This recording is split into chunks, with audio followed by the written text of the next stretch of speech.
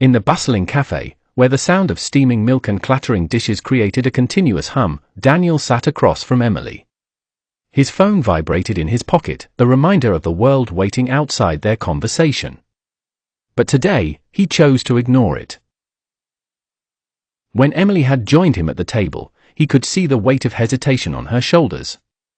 She'd been quiet for much of the morning, her eyes shadowed by thoughts she hadn't yet shared.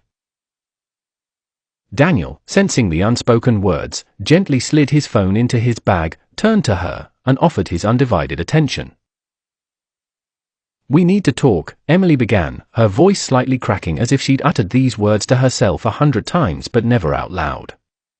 Her fingers fidgeted with the edge of the napkin, betraying a nervous anticipation. Daniel leaned forward, his elbows resting casually on the wooden surface between them. "I'm here," he replied, matching her vulnerability with a reassuring calmness. As the minutes unfolded, Emily spoke, a stream of consciousness that unveiled her fears, dreams, and insecurities. She talked about the pressures of her job, her doubts about where life was leading her, and the silent expectations she felt burdened by. Daniel listened, not with the impatient nodding of someone waiting to interrupt but with a patience that invited honesty. Every so often, he would ask a question or echo her words, making sure he understood the depth behind her feelings. "So, if I'm hearing you right, it sounds like you're worried about where your career is headed, and you're feeling stuck." She nodded, visibly relieved that someone finally understood.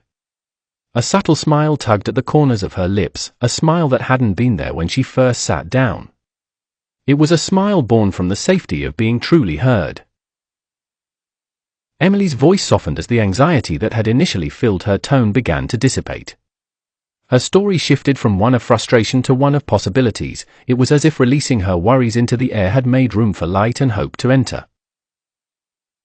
By the end of their conversation, tears had been shared, laughs rekindled, and above all, an unspoken bond had been strengthened. Daniel hadn't offered solutions, for they were not his to give. What he had offered was something far more powerful. He had listened with his heart. As Emily gathered her things to leave, she reached across the table and squeezed Daniel's hand.